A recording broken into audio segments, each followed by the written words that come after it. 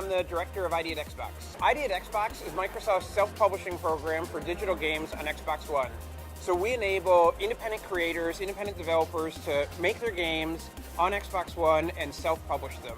We have more than 250 developers who we've sent dev kits to, and today we're showing kind of like the first sampling of games that are going to be coming for Xbox One via ID at Xbox.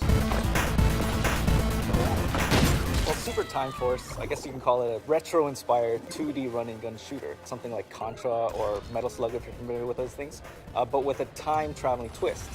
So at any point you can sort of go backwards or forwards in time, and in doing that, see the future or alter the past. And when you do that, you're actually adding another iteration of yourself into the timeline. So as you play and rewind, you're going to be building up an army of yourselves to sort of, tackle the overwhelming forces stacked against you.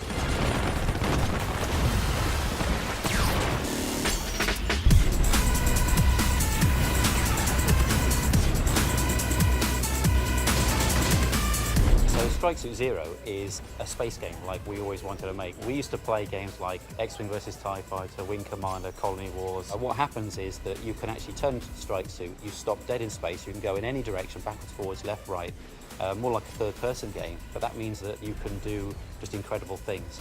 You can see a swarm of fighters, pound them a little bit in normal flight mode and fighter mode, but then go in amongst them all, turn into the Strike Suit, basically click virtually every button on the joypad and you turn into this like death blossom and just kill them all in one massive go, which is what everybody wanted to happen.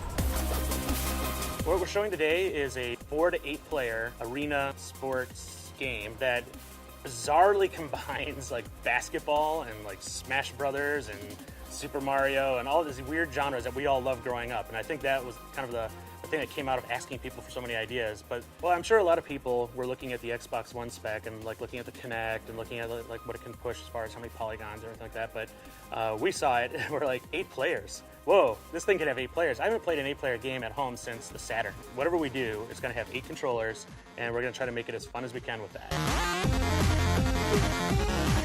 So the game we developed is called Spectra. It's an 8-bit procedural racing game.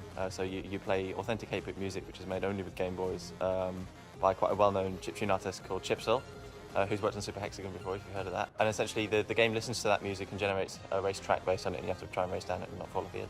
It's interesting you said F-Zero, because the whole game was inspired by that kind of old school NES and N64 and PlayStation F-Zero kind of Quantum Redshift, which is an Xbox game I don't think anybody remembers anymore, but I loved that game when I was 11.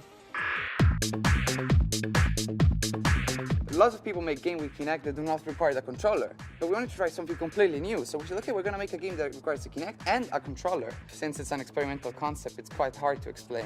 But basically, you have to imagine like a normal platform game in which instead of one level, there's 2 levels. But the second level is behind the first level, right? So normally you would only see the first level. But with this Kinect game, the silhouette of the player is like carving a hole in the first level. So you can see also the second level. And that's what the indie scene is about. Trying new things, new state of plays, new rules. In the program, we're really just trying to reduce friction as much as possible so that independent creators can ship awesome games on Xbox One and that players have an opportunity to play a huge variety of diverse content on their Xbox. We're actually on a Microsoft Accelerator in the UK, and they hooked us up with the guys at the ID Xbox team.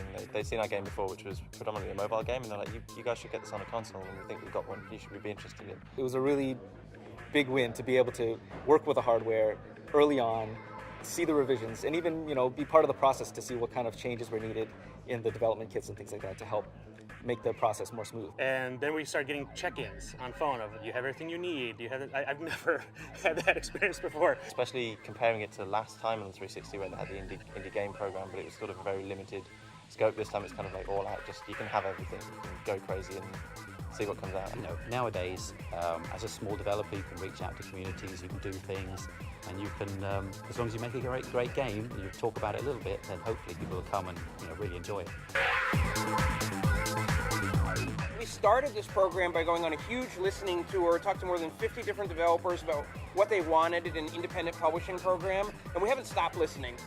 We're still out there all the time, talking to developers, listening to developers, working on making sure we're making the right changes to the program, and just trying to make it so that we lower friction for them so that they can ship great games that players can experience on Xbox One. It's a lot of work. It's been really gratifying. But then to walk in here and like suddenly see all the games, it's just like, okay, this is real. Like, wow, like this program, like we're shipping a lot of games, and this is just a fraction. I mean, I think gamers are going to be super excited to see what these independent creators deliver over the next year, year and a half. I mean, this is going to blow you out of the water.